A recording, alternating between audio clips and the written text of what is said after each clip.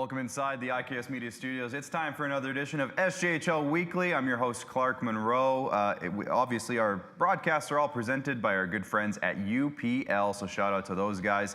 We got a big show today, recapping a busy 11-game weekend. We're going to announce players of the week, as we always do on this show. We're going to talk a little bit about our top threes, and we'll get to that in a little bit. Later on in the show. We're going to be joined by Kindersley Klippers forward Van Eger as part of our first edition of the Canterra Seeds Golden Sheaf program, which connects agriculture to hockey in the province of Saskatchewan.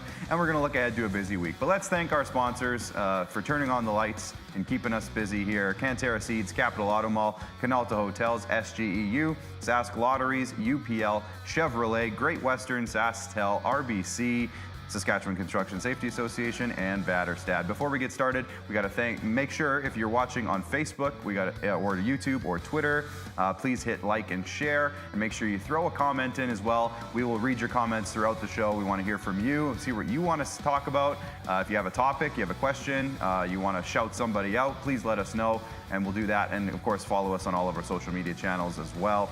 And joining me in the studio today, as you can see, it worked last week, Nugsy. We wore the Blue Jays jerseys on a game day, and they ended up winning Game 7 on Monday last week. So we figured we might as well. This is the last opportunity we're going to have because the series will be over by next Monday.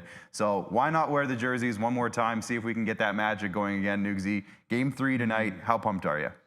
Pumped to see Mad Max in the playoffs, first ever pitcher to start World Series game for 4 different teams. Very cool. It's pretty cool. Obviously, Tyler Glasnow is terrifying.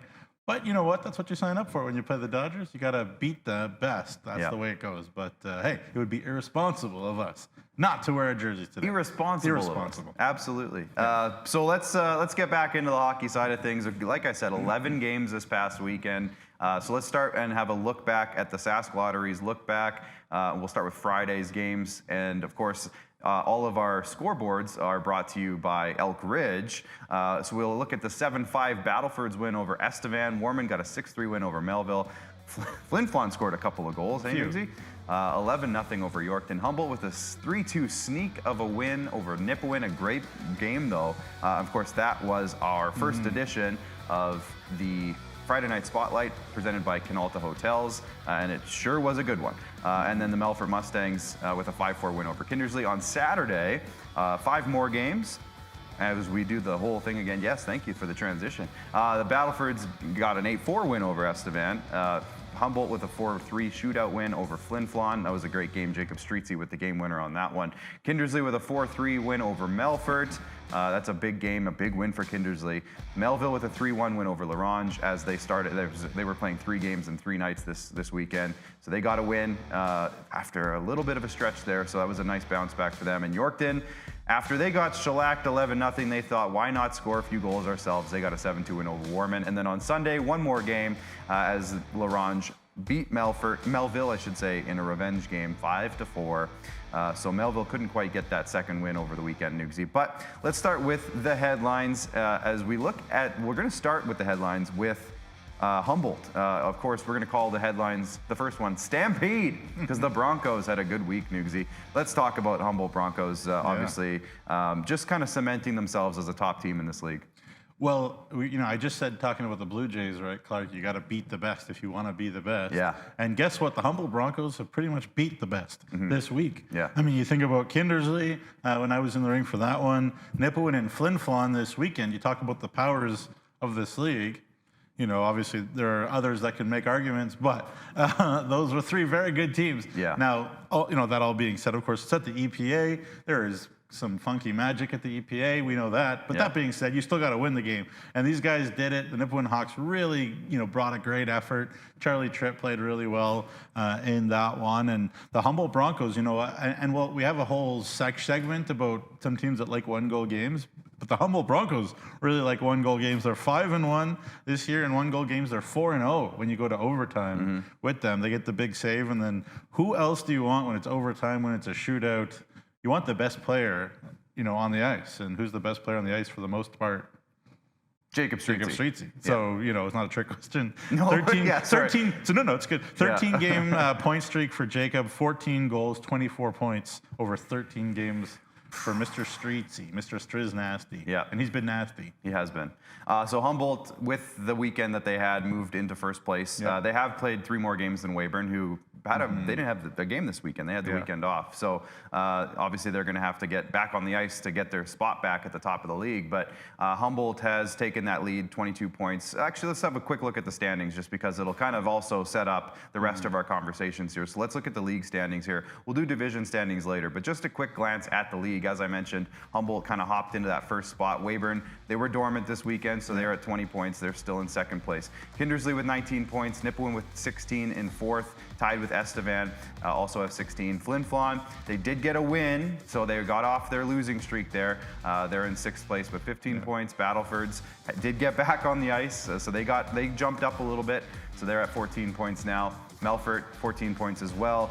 Yorkton, outside of a playoff picture right now, as well as Melville, both with 13 points. Larange and Warman rounding it out. Let's bring up the headlines one more time as we kind of move along. We'll just keep this moving because I know we have our guest coming on and a little bit later, so let's just keep going here. Defense optional, which is a great segue to our series with Battlefords and Estevan. A lot of goals scored over the weekend, Nugsy. Let's just talk about this series because it was pretty wild. Yeah, I mean, I would always joke with our former co-host that I'm not great at math, but I think there was like 25 goals scored combined over these 2 games, and it's not exaggerating. That is 25 goals that's fact. combined. That's a fact. 30-30 was like something like that around good scoring chances. I looked up the metrics.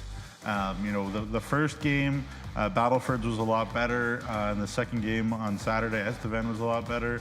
The scoreboard looked similar, but in the end, Battleford's did win both. And I have a few stats to talk about how special Gavin Granger has been so far this year. He has been very good. 15 points in 11 games. That's third in D scoring. He's first in points per game for a defenseman. Okay. We talked about because they barely hasn't played as much. Yeah. Bo Eisner is leading right now with 29, or minutes per game, pardon me. Bo Eisner is leading with 29, Ethan Andrews with 27 minutes per game. But Gavin Granger's around 24. But that is still about over 2 minutes more than any other Battleford's North Star. So he's an important player for them. He's also plus 13 on the league.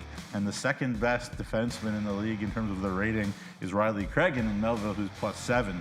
So that is a huge gap as well. Big gap. So Gavin has done everything. Obviously, you talk to Connor Logan, he says he's the best defenseman in the league, and that is, a decent opinion. Like, it's not just, obviously he's biased, but it is a good opinion to say Gavin Granger is as good as it gets in this league. He kind of does everything for this team. Obviously, he has that championship DNA, from the Saskatoon Blazers years ago. Obviously, that feels like 100 years ago, I'm sure, now that he's an older guy. But really impressive. And if you want to pencil or pen even somebody in probably for the Viking Cup roster, Gavin Granger probably deserves it because he's been everything for the Battleford team. And we haven't spoken to Drew Kosher about these games, but just watching that highlight pack specifically of that 8-4 game, man, I think Estevan probably wants a good chunk of those 8 goals back.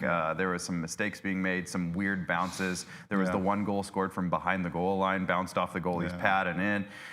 There was a giveaway in their own end. There's all sorts of stuff. I'm sure Estevan's looking at that. A lot of tape to be reviewed. They're not at all like a local rival, obviously, about Battleford's Estevan, but obviously 2 really old, classy organizations in our league, and I've seen so many great games over the years. For whatever reason, when Battleford comes to Affinity Place, because obviously they've been 2 of the top teams over the last millennium. So it's always fun when those 2 get together. Yeah, definitely. And speaking of that, I know I just mentioned that Estevan probably wants a lot of those goals back, but they actually scored a beautiful goal of their own, which is actually going to be our Tourism Saskatchewan highlight of the week. So why don't we have a look at that now? It is a beautiful goal scored by Rylan Williams, but boy, the 2 passes to set it up are actually the star of the show. Let's have a look at it now. Puck chopped at, Lang's got it. He'll head man here, and it's on the break. It's Olsen right in across, and what a goal! Rylan Williams! Highlight of the night. The kids to the vet. Lang springing Olsen on the break. That turns into a 2-on-0. And then Olsen, the pump fake, and the feed to Williams. And of course, that was just an excuse to get Marty Martinson on the show. And I should say, and what an act for me to follow, because the next time that the Bruins play any kind of game, It is November the 1st, and I will be on the call for it.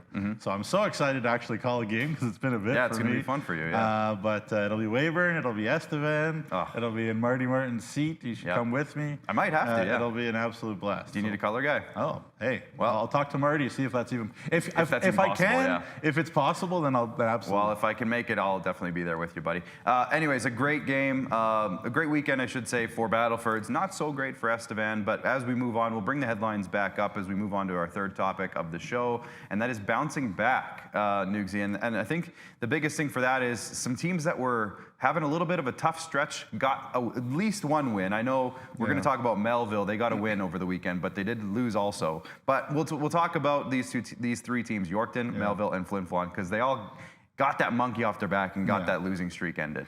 Well, yeah, I mean, you know, you're always going to, everybody in this league is going to get knocked down, whether it's a game, whether it's a week, whether it's a 6-game stretch, and Mike Reagan wondering, you know, if he forgot to have a coach, etc. But, you know, the Yorkton Terriers, they never cease to amaze me with the character and the depth of, you know, passion that they have for each other.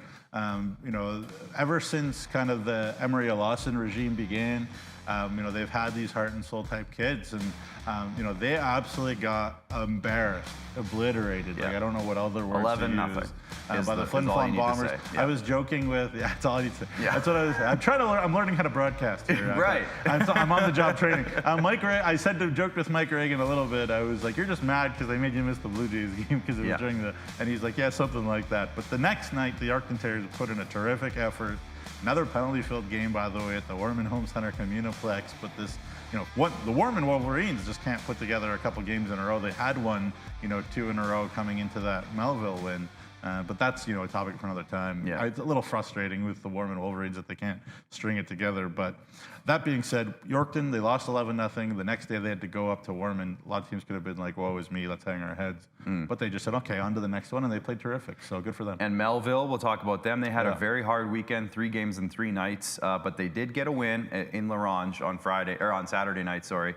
Of course, next night they play, or next afternoon they played Larange, and Larange ended up getting their revenge and getting the win there. But Melville, let's talk about them a little bit, because right now they're sitting outside of the playoff picture, and we anticipated more from them, I think, at this point of the year. Yeah, I mean, again, it's still early. I mean, Doug Johnson is demanding of his team, and I think what we saw from them was nasty. Like, it was physical. They were heavy. They were trying to, you know, they were leaving some marks on people in all 3 of these games. And, you know, the Melville Millionaires, you know, they play that way. They have been shorthanded 8 more times than anybody in the league too, and their power plays around the 65 mark. Penalty kills that they've had to deal with is 82. So, you know, and I think that has a lot to do with the way that they play more than anything. They're heavy, and they take a little extra liberty here and there, and that's the way Doug Johnson's always wanted his team to play. They're not the most popular team ever when you play against them, and certainly, you know, they're gonna have good weekends, and the more they buy in, the more Doug, you know, makes moves, bring moves in. I'll talk in news and notes about a new goalie that they brought in. They're trying to figure out that situation. I have liked what I've seen from Noah Sinagowitz, but you know, it seems like they've kind of handed the reins to somebody different right now, and again, we'll talk about that. But you know, this Melville Millionaires team, again, I picked them to win the Bungie. I still believe that, you know, I think Weyburn's kind of running away with it. Maybe it's still early, but they're running away. But Melville's still going to be in it, and who's going to want to play this team if they completely buy into Doug, you know, once the playoffs come around. 3-3, you know, 1 in Warman, 2 in Larange. That's tough. They did not play very well against Warman. They played much better against Larange and could have won either of them. But, you know, as you see, Larange kind of stole one there at the end with one of the true underrated players in the league, Dayton Tailfeathers. You know, rocking it there for the Ice Wolves. But kind of a heartbreaking one for Melville here. But, you know, a Doug Johnson team that, you know, never count them out. It's never going to be an easy night. Yeah, for sure. And maybe we can bring up the skater stats here, because there has been some movement, and one guy that I shouted out on Thursday's episode of Insider News, I just wanted to point this out. I said, man, this guy's sitting outside of the top 10 in scoring right now, and they have 3 games coming up this weekend, and I could see him jumping up. So let's bring up the skaters' stats, the top scorers. As we look at number 4, Cale Margolis. He was outside of the top 10. He had a big weekend, and he's now in the top 4. So there's Cale Margolis. But as you can see, Nugsy, just to your point, Cale Margolis, Boston Harkness, Rylan Oatman. They have guys. Yeah. They have guys at the top who are producing. Now it's just like finding that mix of the middle and the depth, right? Yeah. Because they have those guys. They have a great blue line, and now you said there's some goaltender movement. So as they continue to tinker, they have the pieces. It's just a matter of putting it all together. I said it on Insider. Great pick call of the eve. I bring up Margolis. We got to talk about him a little bit. Like, what is Tri-City in the Western League thinking? Like, he's 6'2", skates well, does everything well. He clearly wasn't getting on the ice, because if they got in the ice, they would see how good he is. And this, their loss is certainly Melville and the WHL's game. Definitely, and a good Saskatchewan boy as well. So good to see dominant. him, and good to see him playing really well.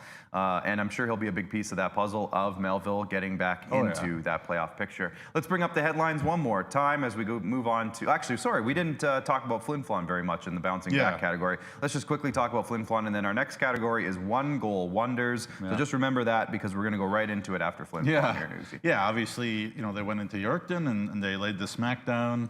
Hudson Brejo had a monster game after a very quiet start to the season. He was a kind of highly doubted prospect, out of rink in the SJHL. Played at Notre Dame a little bit too, so I remember him from back in the day. But we kind of thought it would be a different hero every night for this Flin Flon team when things are going well. They had no heroes for a while. They were still putting shots on. They just weren't finishing. They got a Hudson Brejo to put some goals in this one. They got everybody to put some goals in this one. Joey Lee's got a hat trick too. Yeah. Just nothing kind of went well for Yorkton. The goaltending, the penalty killing, none of it worked for Yorkton. I do love those jerseys, though. But the University of Tennessee I'm a fan of those team jerseys. is that Jacob Faith and I were joking about. Yeah, they're very nice.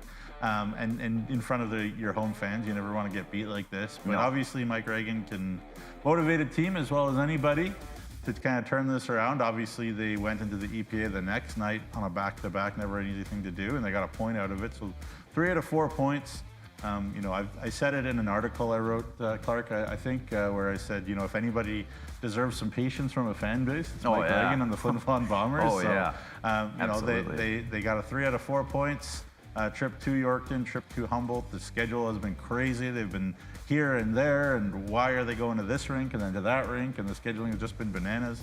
But hey, it's still early, and the Flin Flon Bombers are going to be fine. I'm sure they'll keep adding some pieces. Too, they got the defenseman there, Sam Ward, former Swift Current Bronco. Right. I'm sure they'll add some more too. But it's an interesting group, and I'm sure Mike Reagan will have them on track before too long. And I think one thing to consider is I think they just got tired of me on game days videos saying that they had lost 5 in a row, 6 in a row. I think they got tired of hearing that, and it was only a matter of time because we knew this team had it. They won their first 6 games. I think that's one thing that we can't forget about as SJHL fans is that the Bombers won their first 6 games before losing the next 6. So they have that domination in them. And obviously it's been a really tough month with road trips and everything that they've been dealing with. So it was just a matter of time before that giant got kind of poked and it was like, oh yeah, right, here I am. And we saw it this weekend. It was a great weekend for them, and maybe this is the sign that they're right back into it. As we move on, we talked about the 1-goal wonders, and Kindersley and Melfort, those are the 2 teams we want to focus on here. Obviously, they had a couple of great games over the weekend as well.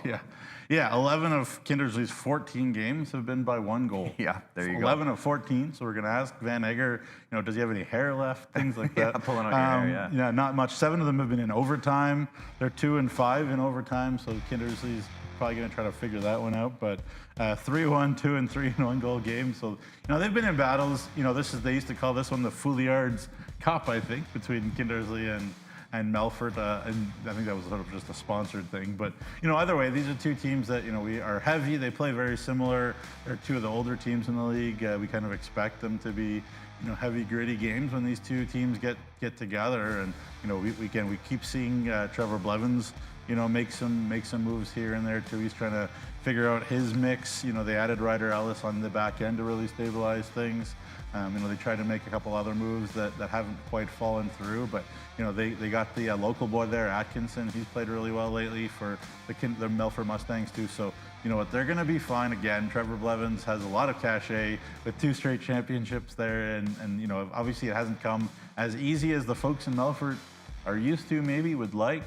But it's still a tough team to deal with. And on the flip side, without their head coach, Kyle Schneider, it seems like this Kindersley team is still ticking along the same. So kudos to those guys and Blaine Sautner, who's come in and coached them since with Kyle Schneider going to the WHL Cup. So those are two teams that I expect to be there and thereabouts. Definitely first round, maybe second round. Yeah, for sure. And one guy, I don't think you mentioned him, but Logan Peskett, the Melfort Mustangs, picked him up. He's only got 1 goal in 6 games so far, but he is the type of player who I think could pop off. It's just a matter of time. He's got the tools. Yeah, just a matter of time. And I remember when Jacob Faith saw his first game, I'm pretty sure it was his first game, and he scored a goal. Jacob's like, "Oh, watch out." So that's another kid that could find his groove on that team, looking for a little bit of offense. And it could pop off for him as well. So just a matter of time, I think, with this Melfort team. I think, like we talked about it several times, they're just such a hard team to play against. They're in every single game. They're never going to get blown out, it seems like. They just have such a well-balanced, perfectly structured team. It's just going to be, and we've been talking about it for a while, where those goals will come from and how often those goals will come. And if they can figure that out, look out. We're talking about a monster here. So, odds and ends this week at Neugsy. We're actually going to play a game. Sometimes we save this for the end of the show, but I think it's a fitting thing for the top of the show here. So we're going to do our top threes. I mentioned it in the monologue at the top of the show. We're going to do top threes. So Neugsy, what we're going to do is just you and I just kind of rattling off our top 3 forwards, top 3 defensemen, top 3 goalies, just for fun. And obviously it's very early, but this is just kind of a personally biased thing. But if you want to go, let me see your top 3 forwards. Who do you got? Yeah, well, again, people can disagree with me. I was thinking more like if you take everything into consideration. Yeah. So I think the best forward in the league is Cale Margolis. There you go. If he's been here since the beginning, we'd be talking about him as much, if not Points more per than game, Jacob he's right up there. Margolis is number 1. He does everything for Melville. Number 2 is Jacob Streetsy. Can't argue with the points and the pure danger every time he's on the ice. And the third one for me is Rylan Williams.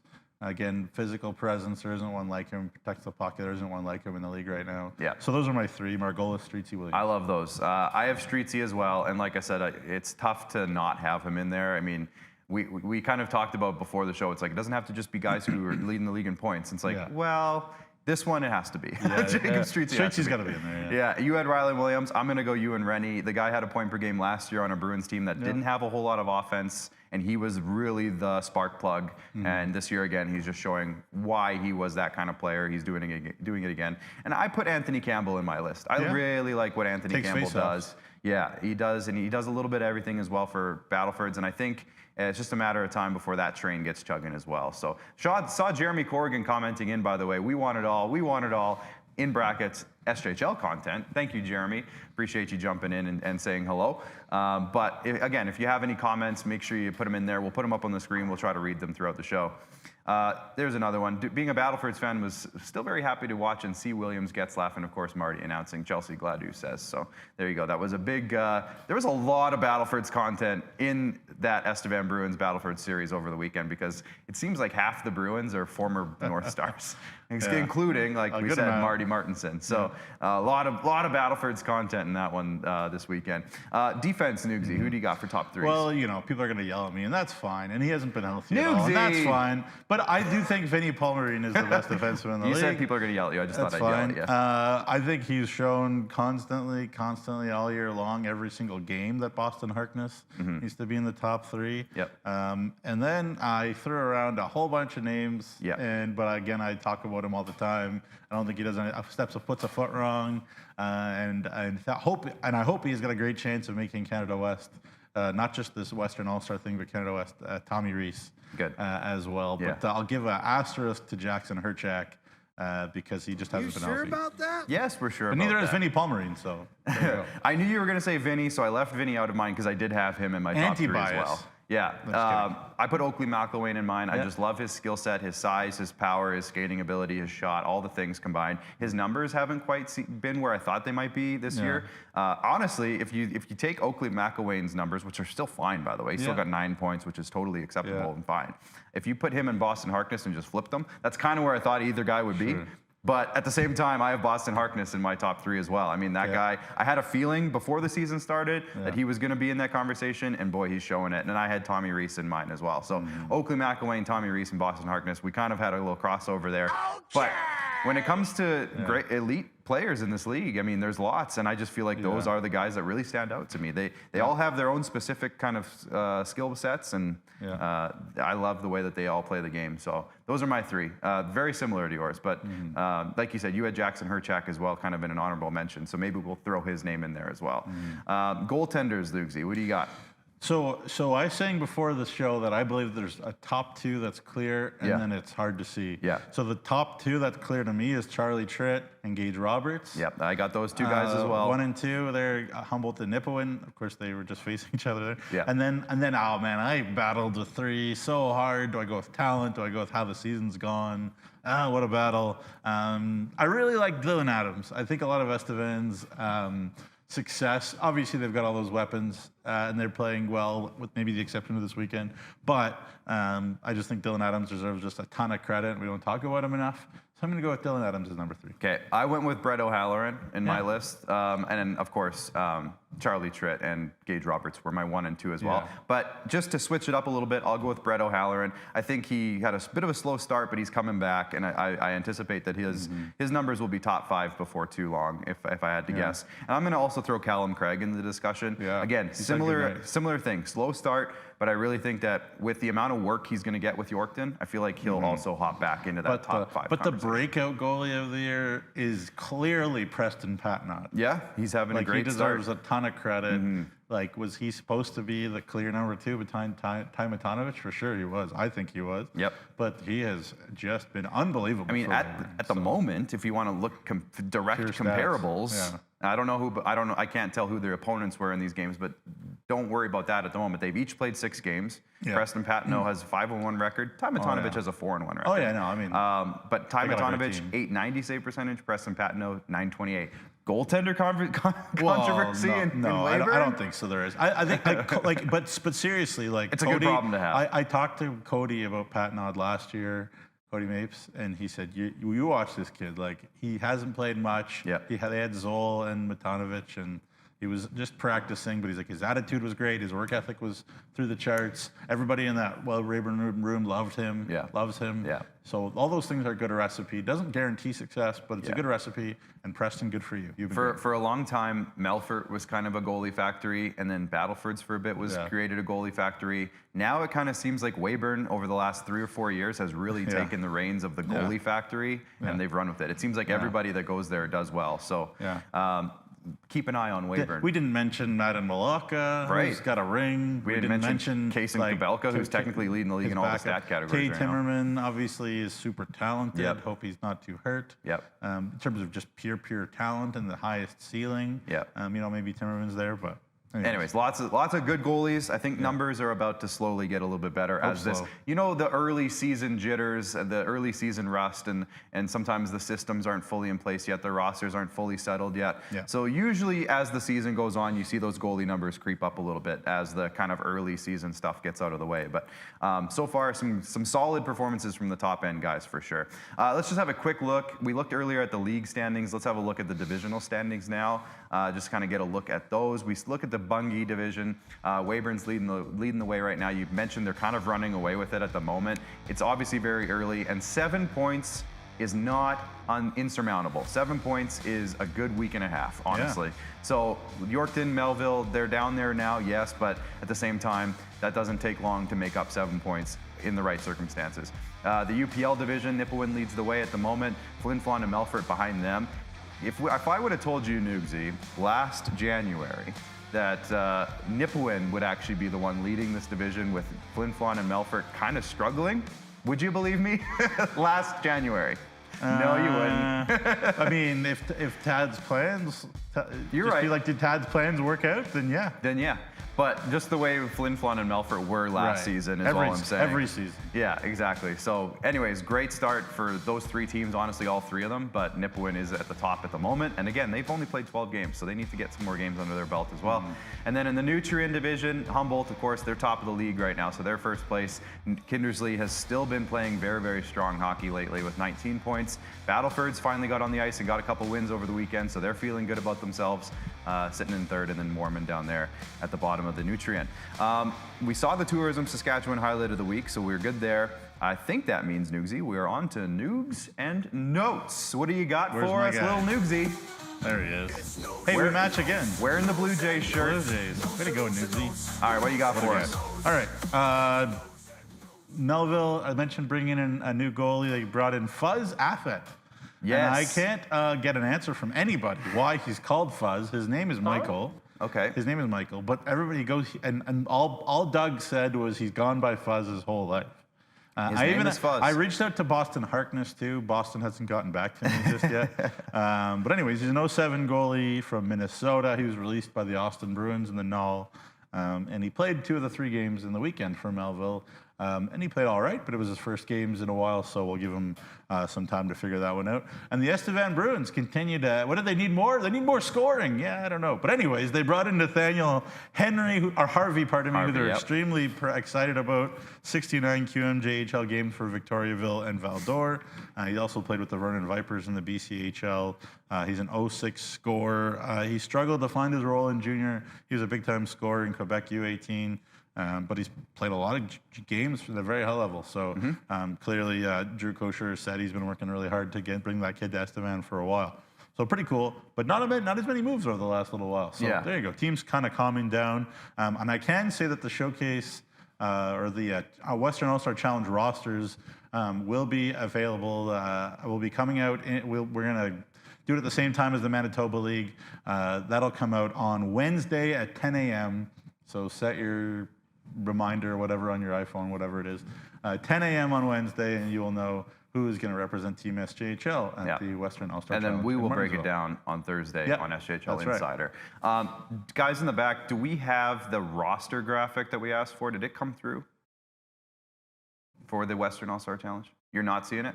No. Okay, Noogsy, we'll do that a little bit later in the show, Noogsy, because you had your. If I could pick it. If Noogsy was the king of the castle in this one, so we'll see his roster later on in the show of guys he thinks could or should make that team. The man who's basically in charge of picking it is Trevor Blevins. I sent him my roster. He basically laughed at me, so take that for... No, I'm just kidding. Your roster wasn't bad, though. Trevor Blevins will laugh at anybody. So anyways, that's a little bit of an update there. Anything else for you, or should we hit the break? No, that's good. All right, well, after the break, we're going to be joined by Kindersley Klippers forward Van Eger, and of course, that is part 1 of our Canterra Seeds Golden Sheaf program, connecting agriculture to hockey in the province of Saskatchewan. But also, we have a lot to talk about just hockey-wise with Van Eger. So we'll come back after the break and be joined by Van. Stick around. The Price Beat Guarantee is back at Capital GMC in Regina. We will beat any price on any new vehicle from any competitor, or you get $500 cash guaranteed. The Price Beat Guarantee at Capital GMC in Regina. At Vatterstad, we're partnering with North American farmers to create the perfect emergence. We're doing this with new and innovative tillage, planting, and seeding solutions, optimized for the field conditions that you face, and with industry-leading capacities to help you get the job done in short windows of time, so you can maximize yields. Vatterstad, we look forward to growing together.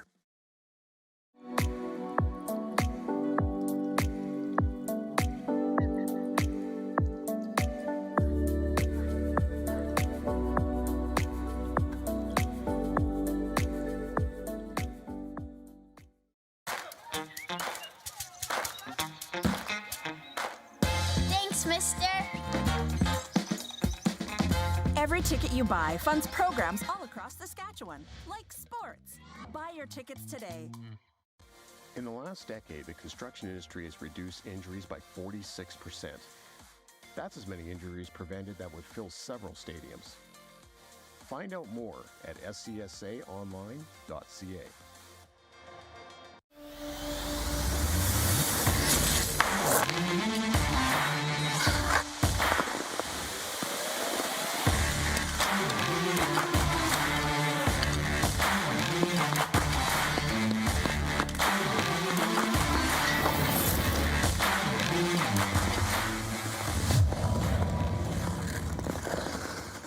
Feeling like your dreams are out of reach?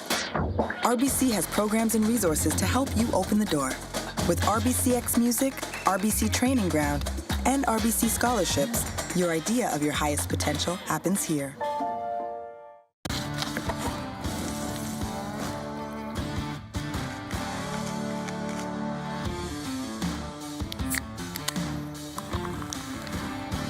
Regional 16.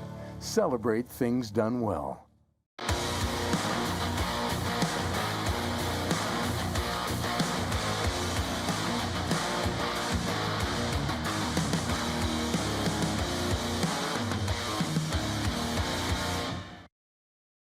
All right, welcome back inside for SJHL Weekly. We're going to be heading out onto the video chat now to talk to our guest for today's show from the Kindersley Klippers. It's Van Eger. Van, thanks for joining us today. Thanks for having me.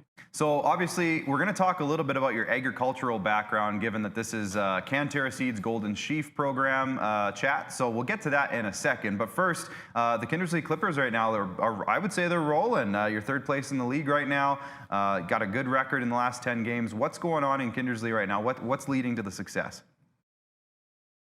We're just sticking to the structure. We're a really deep team. So we can really, go far in games.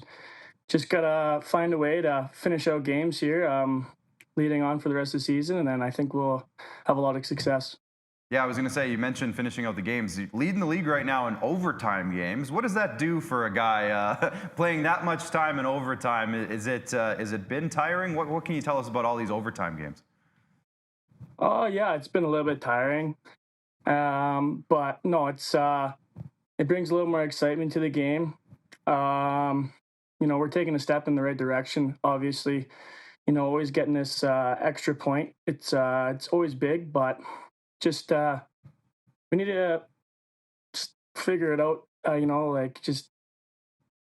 find ways to maybe not go into overtime. It's really exciting, but yeah, for sure. Great to see you. Great to talk to you again, my old buddy, Mr. Van. I got to ask you about your coach, Kyle Schneider. Obviously, he hasn't been around this past week with WHL Cup, but you're an old guy, and he's only like 6 years older than you, kind of thing. I guess just talk about what you've seen from him and having a guy that's not that old, but clearly very well respected already. No, he's a great coach. He knows what he's doing. He leads his team really well. He's just all around just a great guy. So it's awesome to have him. He's obviously young, so he's got there's always learning room and stuff like that. But no, he's a great coach, and it's awesome to have someone that young. He's easy to talk to. That's what so it's nice. Yeah, for sure. Now, obviously just talk about, because, you have a team where there's a lot of younger guys and older guys, but the younger guys have a lot of experience already. So you talked about, we got to try to figure it out. I guess, what are those little details that you guys are all talking about that, these are maybe 2 or 3 things that, we're trying to hammer to turn, 1 point into 2, because if you guys have turned 1 point into 2 more often, you guys would be really flying to the top of the standing so far. Yeah, just sticking to the structure of the game. Last few games going into overtime, we just little mistakes throughout the game that really we need to focus on to fix. And I think once we figure that out, I think we'll be rising to the top of the standings. So Van, obviously a couple of stints in the WHL. You've come back. You played with the Notre Dame Hounds a couple of years ago. Very successful run for you personally there.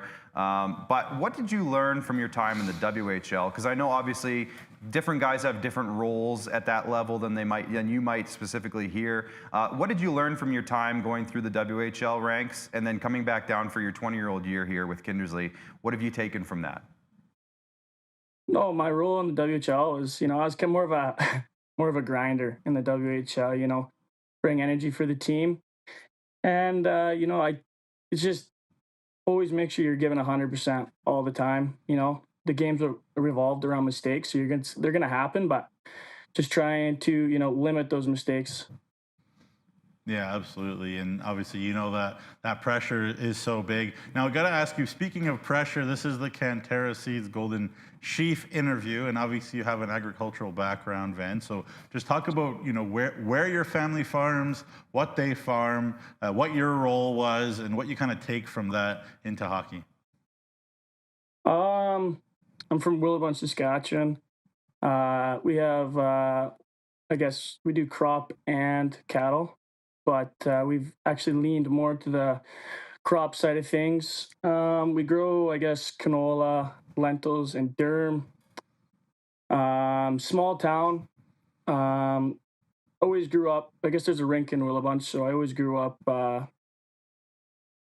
playing hockey all the time with my older brother and my older sister.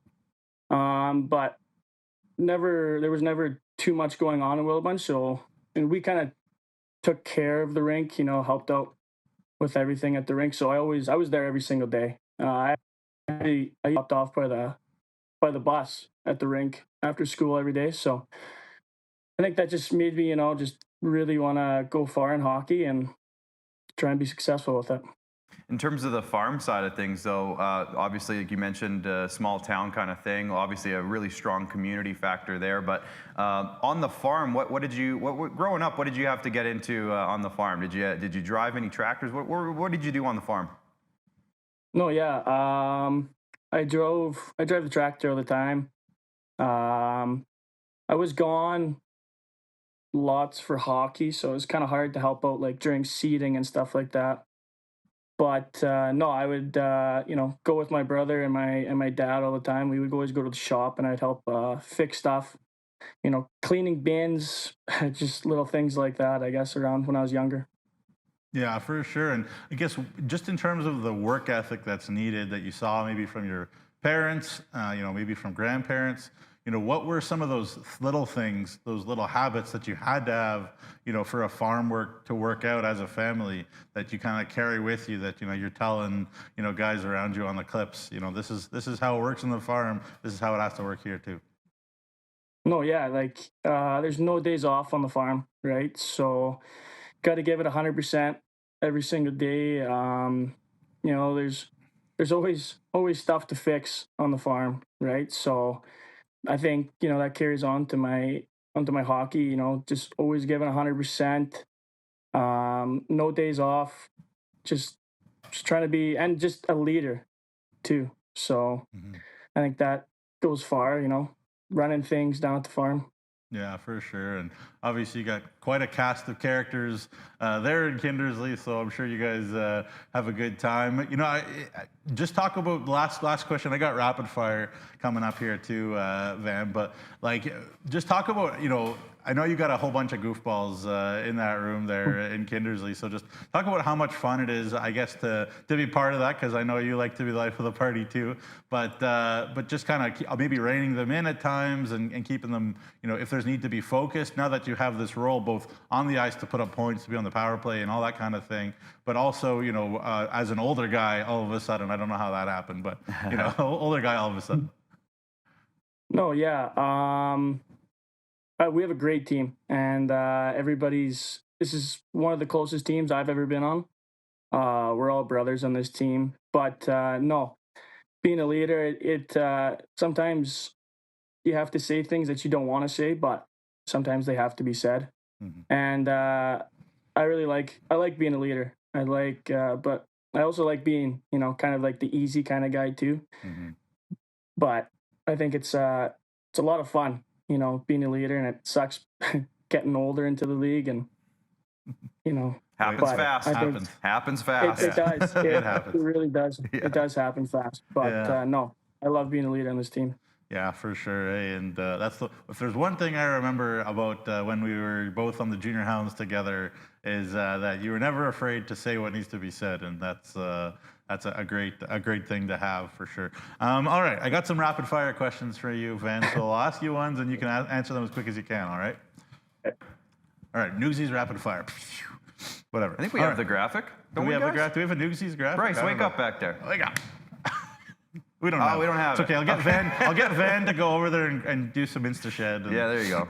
Get you ready to go. All right. One thing I know you're passionate about is when the team has karaoke. So what is your go-to karaoke song? I'm gonna go with a little "Eye of the Tiger." Oh, okay. I guess. Good choice. Yeah. Fair enough. I know that was a moment of passion, pure passion from Junior Hounds Van Eger one day. Anyways. Yeah. All right, breakfast sandwich preferences, because I always like to joke that they should make something called a ham and egger. at Kindersley. So what's your breakfast sandwich preferences? Probably just a bacon and egg sandwich. Can't go wrong. All right, sandwich. there you go. Kyle Adamson, everybody down there, Gibby, get yourself a Kindersley Klippers Honestly, ham and egg. why hasn't it happened yet? Yeah, there you go. Yeah. Give me your best Kyle Schneider impression. Kyle Schneider. I don't even know, actually. Fair I enough. couldn't even, I'm sorry. It's okay. How about, here's mine. Mine is just that he's like so friendly and polite. Thank you very much, Gene. Thank you very much, Noogsy. I really appreciate it. Thank you so much. Yeah, he's very, very he's friendly. salt of the earth person. Yeah, absolutely. What did you miss about Saskatchewan when you were in Prince Albert, or Prince George rather? You know what?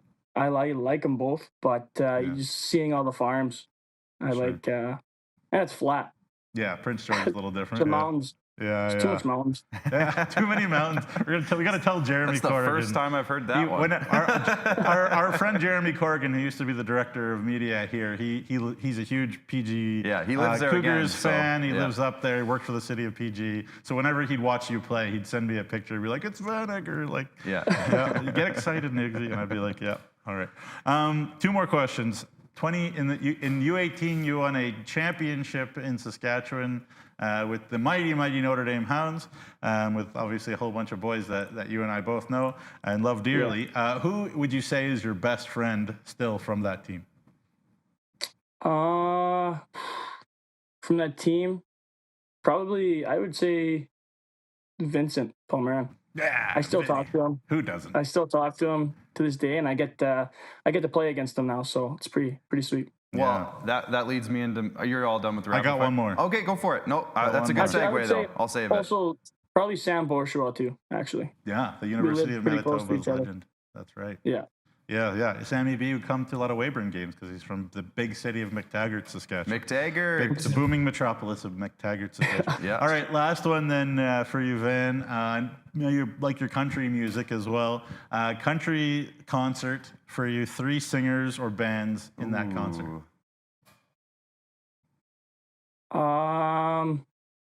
Probably Luke Combs. Morgan Wallen, and actually Def Leppard. Actually, there's a little bit of that one. Yeah, I actually seen him last summer. It's pretty good. Love there that. You go. There you go. Rapid fire. There you go. Rapid fire. Yeah. Speaking of Vinnie Palmerine, you're going to be playing him on Tuesday night, tomorrow, I guess that is. Tuesday during the day. During the day. Yeah. It's a bright and early. Get up. Yeah. Set that alarm. Tuesday nooner. What's on the message board this week for the Kindersley Klippers as they head to Warman, and then later this week you guys play Humboldt.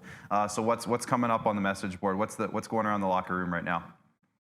No, just sticking to our game plan. Actually Warman, they might not be high up in the league standings, but they work really, really hard. So I think we just gotta stick to our game plan, get pucks deep, fire as many pucks on this goalie as we can, and get in front of his eyes.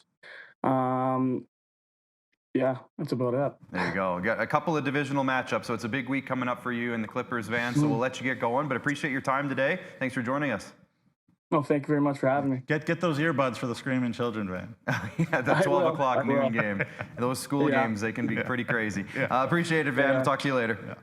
Thank you very much. Yeah. All right, there's Van Eger, of course, of the Kindersley Klippers, part of the Golden Sheaf program, as you can see, from Canterra Seeds. So thank you to those guys. And always love those farming connections, of course, as we kind of always like to hit a couple of those throughout the year and just kind of drive home the fact that, not only is this province got a great hockey culture, but also that agricultural backgrounds. You just can't get away from them. It's in every little part, every corner of this province. And big thank you to Canterra Seeds, of course, for helping us with that. Yeah, they've been program. awesome partners. Yeah, absolutely. Sure. And of course, the Canterra Seeds Cup is on the line. But we will talk a little bit more about that and more as we come back from a break. We got Players of the Week, and if we can get the roster graphic, we'll talk about Noogsy's Dream Western All-Star Challenge roster. We'll talk about that after the break.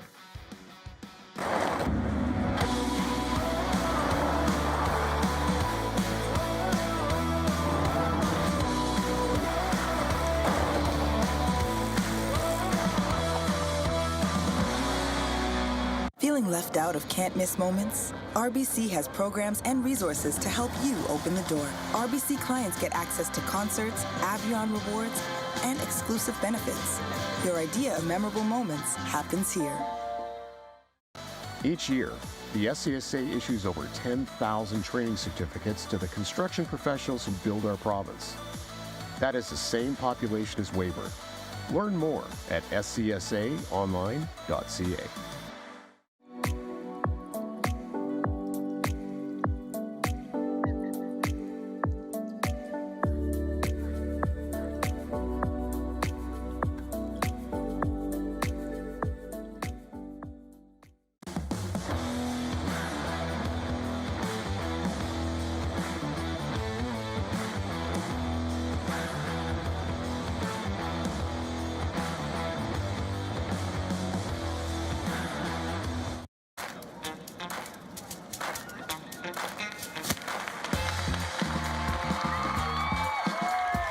Every ticket you buy funds programs all across Saskatchewan, like arts and culture. Buy your tickets today. Introducing SaskTel Student Saving Tips. Tip number 138. You could build your own pallet furniture. So you're living on your own. You gotta save money by building furniture with pallets.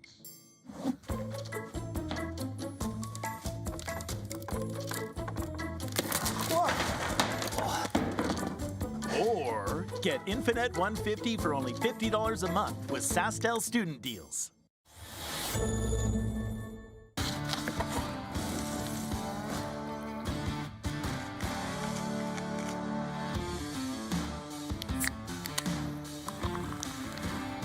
Original 16. Celebrate things done well.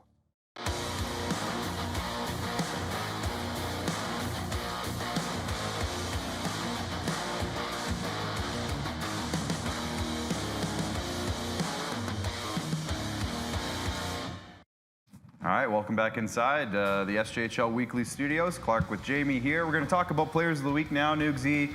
Some big performances this week once again from a couple of guys. Look at this. Look at this beautiful new graphic. It's all brand new. Beautiful. It's all great. Some great performances, but this guy, it seems like almost every week he's one of the award winners.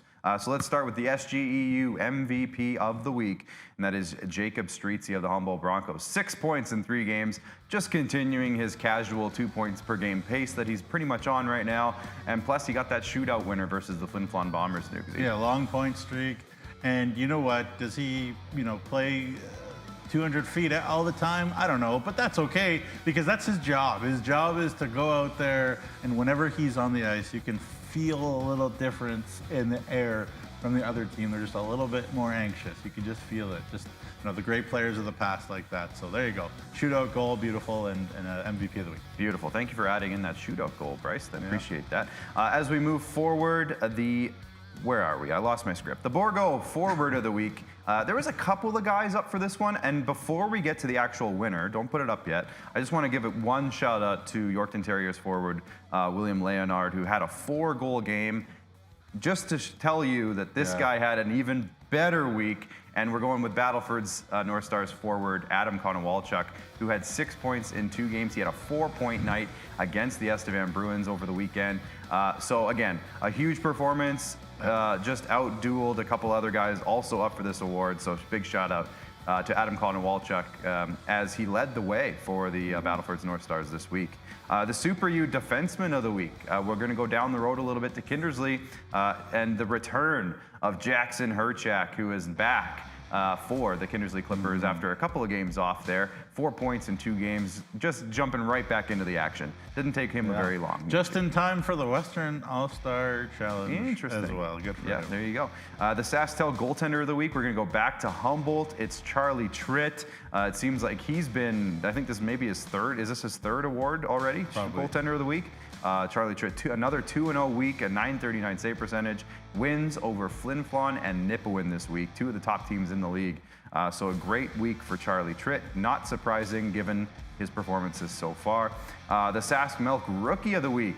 Cash Olsen of the Estevan Bruins. He is quickly becoming the top rookie in this league, Nugsy, points-wise at least.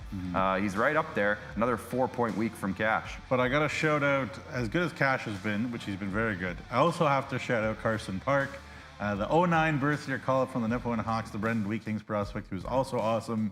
2 goals and a couple other points as well. But, you know, Tad Kozin was like, look at him, what about him? I was like, yeah. You're right, Tad, absolutely.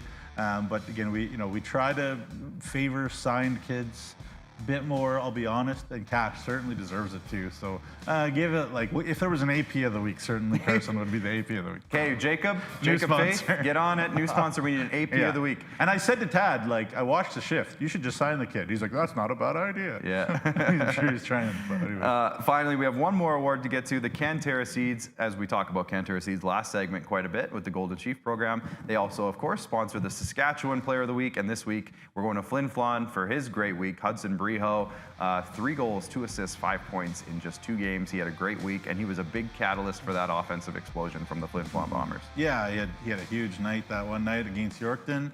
And this is another one where there's sort of like an asterisk or whatever slash.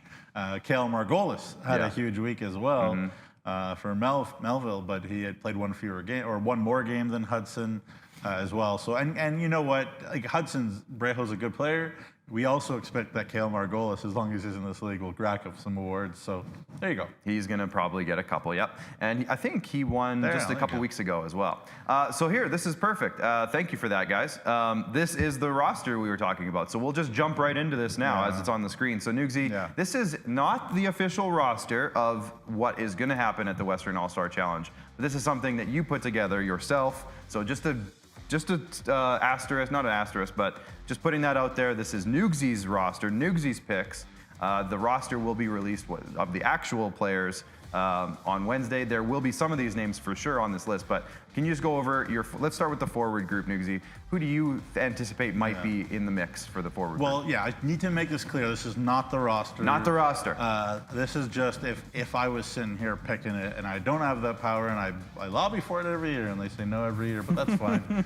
Trevor Blevins knows way more about hockey than I do, so there you go. And so does Kyle McIntyre for that matter. But this is what, who I would pick. I like that to add a few younger guys who, even though their points and whatever aren't as high as maybe this guy or that guy. I think about a Cole Dupuis there from Estevan, obviously Will Witter there from Nipawin. We talked to Tad, does everything for the Nipawin Hawks. Evan Cook up in Larange. I know the team hasn't had that much team success, but he's been lighting it up.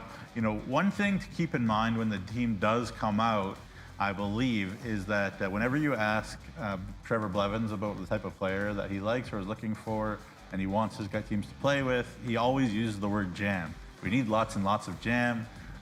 Maybe my team has a little bit less jam than whatever team that Trevor Blevins maybe will put together. I went with maybe, I leaned maybe a bit more for skill and speed, and my hunch is that he'll go a little bit more and he'll have skill and speed too, but he'll look for jam, for that intensity, that passion, that grittiness. For a few guys that maybe have fewer points. So we'll see how he goes and how he goes about it. But this is what I would go. And, obviously I put Griffin right there for Warman. That's the one to kind of circle, is that I just don't know how healthy Tate Timmerman is. If Tate Timmerman was healthy, then it would be him. But if it's not, then Griffin certainly deserves a consideration too. And you could argue that he's had a better year even than Tate Timmerman. So there you go. And obviously Simon Martin and Tommy Reese are 06s. I know, and there's only a few number of 06s that even Canada West will take, but those two guys have just been totally dominant this season, and you need a little bit of veteran experience too. So it'll be interesting to see how it all goes, and obviously this isn't the roster, so don't yell at me. Yeah, and just a disclaimer, over the next couple of days, the roster will be formulated, players will be notified. We can't announce anything to the public until those players and coaches and teams, of course, are notified. And so it's going to be an interesting couple of weeks, or a couple of days, I should say, but we will have the actual roster for you on Thursday's episode of SJHL Insider. It'll be out on Wednesday, the day before, 10 on a.m. the website, 10 a.m. So check that, and then we will react and talk about it on Thursday's show. So there you go. There's a little update for you, and just a little fun that Nugsy's having, and I think all those players deserve shout-outs, so well done there. Let's have a look at the upcoming schedule here now, as we just have the weekday of games before the weekend. So let's have a look at what's going on tomorrow. As we mentioned, the Kindersley Klippers will be home to the Warman Wolverines. It's a noon game, 12 o'clock, so it's a school day game. There'll be a lot of kids there, and it's going to be a lot of fun. Those are always fun. Yeah. So shout out to everybody involved, because I know putting together a game like that is not easy. It's not just as easy as giving tickets to the schools and telling the kids to come. There's a lot that goes into it. There's bus drivers, there's chaperones, there's all the things that go into it. So shout out to everybody involved in putting that together. And then later on in the evening spotlight game, the primetime game, the Nipawin Hawks will be facing the Yorkton Terriers. So it's going to be a nice Tuesday, a couple of really nice games, good games, I should say. Nugsy, what do you have your eye on this week? I'll give you the final word. Yeah, Blue Jays. Come on. Just get one win there in LA. I know, we aim high, aim small, miss small, blah, blah, blah. But one win in LA, you guarantee yourself, at least one more in Toronto. Yeah. I'm so proud of this team. Never seen a team with bigger guts than this Blue Jays team. So come on. Max Scherzer tonight, going to be a lot of fun. Max Scherzer versus Tyler Glasnow. And then tomorrow we have Shane Bieber. Who's the starter? Shohei Ohtani. Have you heard of him? He's a little famous. Of course, I forgot about that. That's wild. And then Game 5, I don't think either team has announced their Game 5 starter yet. It would be, you'd think, based on lining up, obviously, the Game 1 starters, we're Snell versus Savage again. See. We'll see if they maybe mix it up. I don't know. Chris Bassett. I don't know if the Jays will throw a change. If the Jays will go with that young rookie in LA, I think he can handle it. But at the same time, maybe the timeline will work out that maybe they'll throw Gosman in Game 5 and save Trey for 6. I don't know. But we'll have to find that out. Obviously, it's going to be an exciting few games. And guess what? So obviously, tonight will be fun. We'll be able to watch that. Tomorrow, no problems there. Wednesday, IKS Media is involved in a big experience convention show thing, and I'm being pulled in to help host one of the events. And I'm going to be stressed out the entire time. It's going to be great. That's why God invented cell phones. Yeah, I'm going to have to be literally hosting the event in front of, I don't know how many people are going to be there, and on my phone watching the game basically the whole time. It's going to be wild. But yeah, anyways, it does kind of, but at the same time, go team, go IKS. Yeah. So it is what it is. Speaking of that, thanks to Bryce and Jordan today for working the show in the back. There. Hey. Oh, it's not Jordan. Where's Jordan? He's beside you. Hi, Jordan. C-Ram. Connor's back there. The legendary C-Ram. Yeah, Connor Ramsey wearing that Bruins hat. And anyways, thanks to the guys in the back. Nugsy, always appreciate all your hard work and effort and determination in this league. You always have all the best info. Thanks to the guys upstairs. We had a bit of a mix-up upstairs. Obviously, Kelly, we always give a shout-out to our head designer for the show, Kelly Lewick. He is out right now. He is under the weather. So the guys had to pick up his slack upstairs, and they did a great job filling in as much as they could. So thanks to everybody upstairs. But we have a big week coming up. Obviously, just the 2 games tomorrow, but then we'll recap that and talk about the weekend on SJHL Insider on Thursday and a whole lot more. So enjoy the hockey, the baseball, everybody. It's going to be a big week. See you on Thursday for SJHL Insider.